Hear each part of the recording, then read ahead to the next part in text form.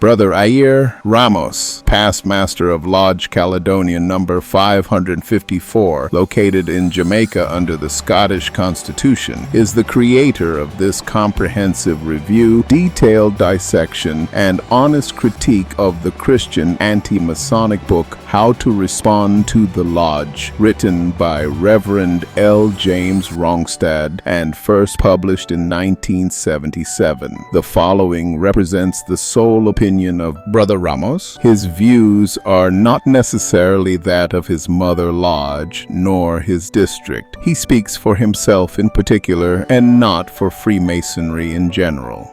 Chapter 4. Salvation in the Lodge. This chapter of the book commences by providing the following information. There are three basic teachings of lodgery which must be taken as a whole to understand the concept of salvation. All lodges, be they Masonic, affiliates of Freemasonry, the animal lodges, etc., teach the fatherhood of God, the brotherhood of man, and the immortality of the soul. Our study is centered in the Masonic order, and our following quotations are taken from their sources. However, the same basic teachings are found in other lodge fraternities as well. And continues. The Iowa Quarterly Bulletin of April 1917 says, Masonry is a divinely appointed institution designed to draw men nearer to God, to give them a clearer conception of their proper relationship to God as their heavenly Father, to men as their brethren, and the ultimate destiny of the human soul.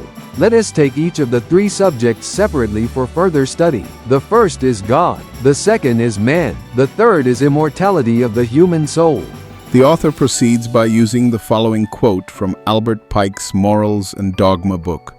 Masonry of no one age belongs to all time, of no one religion. It finds its great truths in all. To every Mason, there is a God, one supreme, infinite in goodness, wisdom, foresight, justice, and benevolence, creator, disposer, and preserver of all things. How, or by what intermediates, he creates and acts, and in what way he unfolds and manifests himself, Masonry leaves to creeds and religions to inquire. Reverend L. James Rongstad then asks this question. What kind of God is it that the Mason confesses? Great architect of the universe. This confession, however, is a careful avoidance of any other confessed name found in the creeds and religions. My response. I will start by lending clarity to the statement expressed, either mischievously or by ignorance, by Reverend L. James Rongstad, where he aggregates every organization, institution, or fraternity which auto-denominate themselves as lodge, as equals. I will do so based on the premise that I am a proud member of a regular Freemasonic lodge, working under the auspices and supervision of the Grand Lodge of Scotland. As such, we are guided by a set of mandates to which the three premier Grand Lodges, that of England, Scotland, and Ireland, have since August 1938 agreed to act upon, being consonant in the position that in their own right and power they are sovereign and independent bodies practicing Freemasonry within the limit of their own constitutions, and they do not recognize the existence of any superior Masonic authority, whatever their names. Likewise, these three Grand Lodges are aware that there are bodies styling themselves as Freemasons, whom do not adhere to the constitutions of the Grand Lodges of Scotland, England, and Ireland, and as such, all three absolutely refuse to have any relations with these irregular clandestine bodies, nor regard them as Freemasons. The aforementioned three Grand Lodges have refused in the past and continue to refuse in the present to participate in conferences with so-called international associations claiming to represent Freemasonry, but who admit bodies not strictly conforming to the principles to which the three Grand Lodges abide by.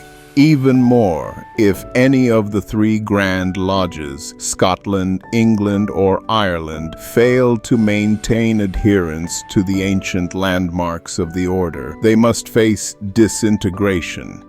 Therefore, when How to Respond to the Lodge clumps together groups that call themselves lodges, masons, Freemasons, or animal lodges, along with the three premier grand lodges of England, Scotland, and Ireland, there by the book makes from inception an irreconcilable conceptual error. Hence, my reply to the book, How to Respond to the Lodge, is grounded on the tenets of regular Freemasonry and the teachings it offers, as I understand them. Firstly, How to Respond to the Lodge asks, What kind of God is it that the Mason confesses? The answer is direct, and it is simple. Masons are forbidden to discuss specific religions in lodge. Therefore, Masonic meetings do not involve sacraments like communion or confession. In our lodges, there is always a brother acting as chaplain who, several times in each meeting, guide us in prayer. Yet we do not practice philosophical nor theological confession in our assemblies.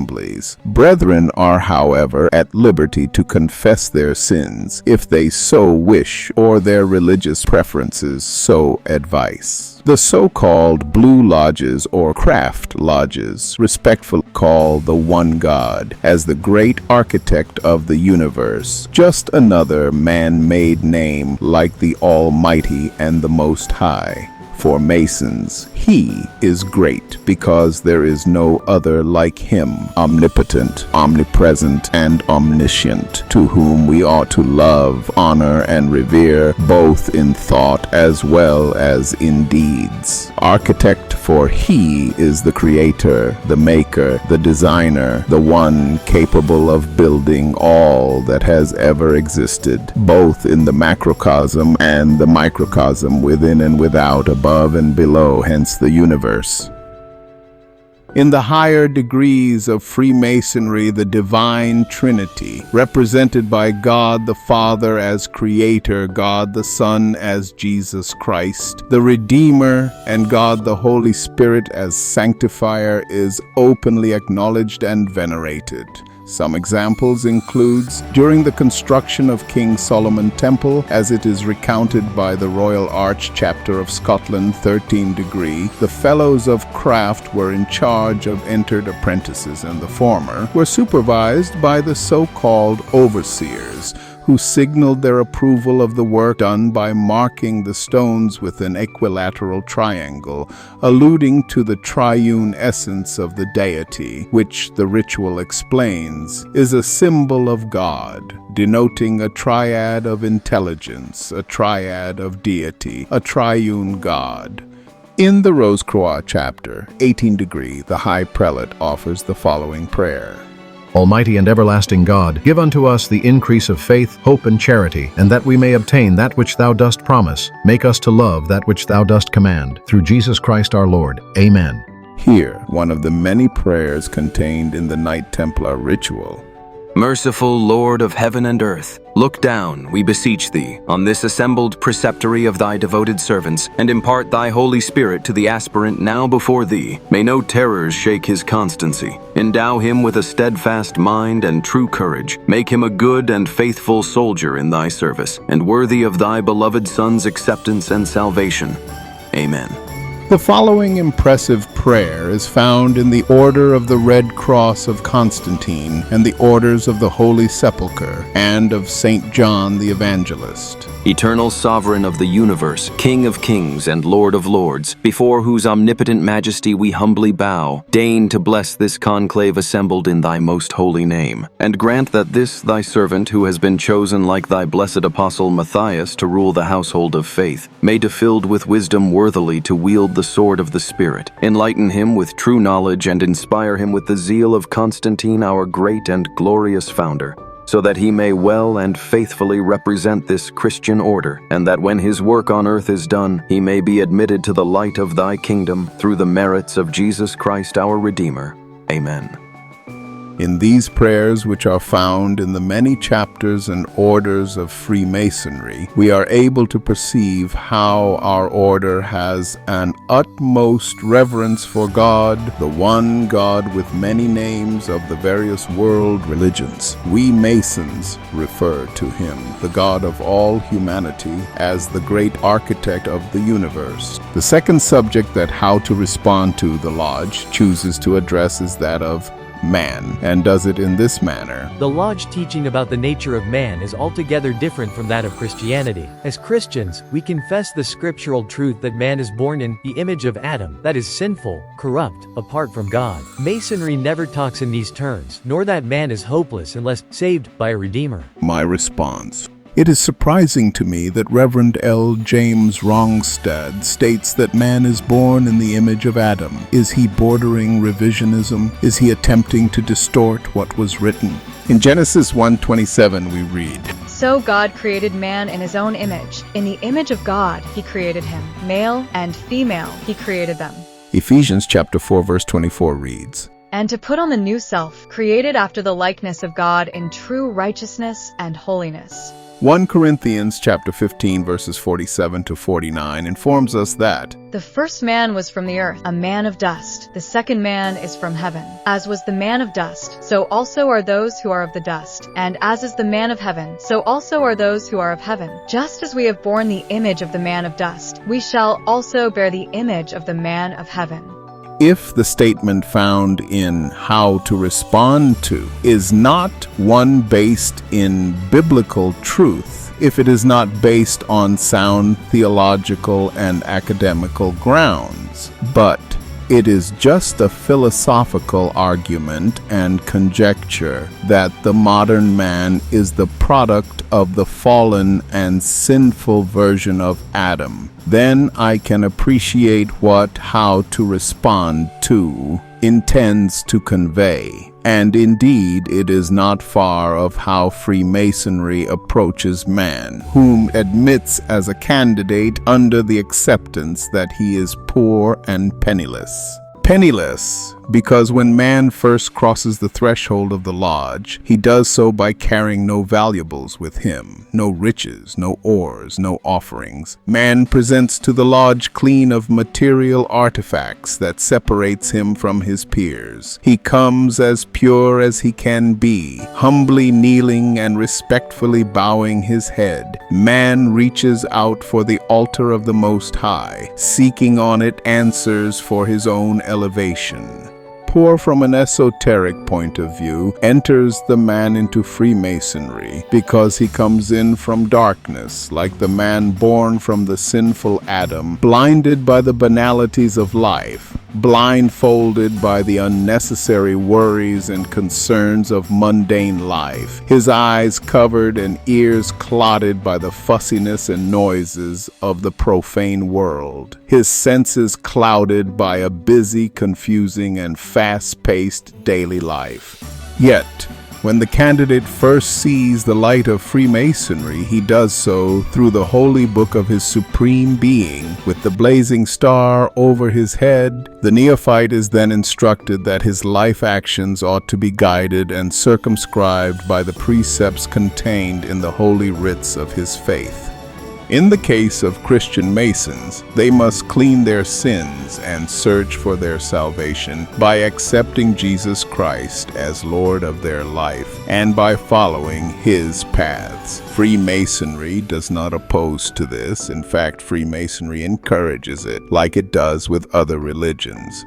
We must recognize that man was created in an original state of righteousness and in the image of the Almighty, which encompasses more than mere appearance. It involves moral reasoning, creative capacity, and intellect. Therefore, man is in concept plenipotentiary as long as he unlocks all his God's given powers by developing a close spiritual relationship with his Almighty through the holy books of his religious belief and also by aligning his daily actions to the tenets contained therein. The conclusion of How to Respond to the Lodge. Chapter 4 reads as follows. Need we point to the glaring absence of Jesus Christ? The third major teaching of the Lodge is that of the immortality of the soul. We are taught from the Holy Bible that there is no immortal life in heaven nor resurrection of the glorified body apart from the victory of Jesus over death and our faith in Him, which is given to us by grace. My response. Freemasonry encourages us to contemplate our mortality, reminding us that death is inevitable and that the journey beyond our temporary existence should not be approached without divine assistance and guidance. Yet, Freemasonry does not prescribe a doctrine nor a path of salvation. To obtain mastership of a higher order of life and faculty, we must leave behind our selfish attitudes and materialist life. We must remove the rubble obstructing our spiritual advancement towards the Most High. We must endeavor to learn in this lifetime the necessary lessons which will allow us to be raised up to a higher level. Know thyself is the ancient dictum which still reverberates throughout time, charging each brother Mason to discover his inner true self. Only then darkness commences to dissipate and visibility becomes possible behind the mysterious veil which the eye of human reason cannot penetrate.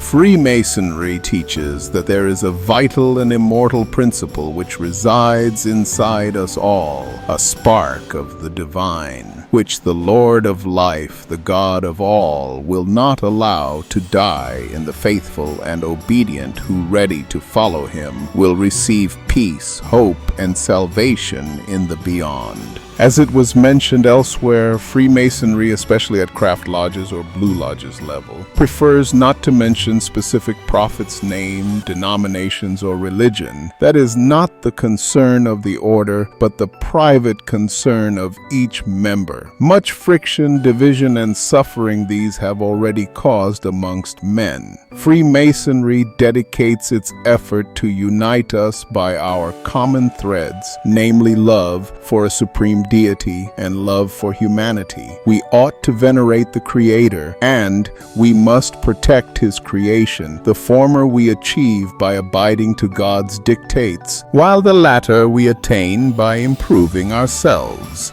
becoming better human beings, better family men, better fellow men, and in the end by being better citizens of the world with a sincere aspiration that the works and good deeds performed in the quarries of our lifetime, indissolubly paired with a profound reverence for the Creator, will give us a humble but sure hope to enter His kingdom in the heavens whenever we are summoned to the lodge above.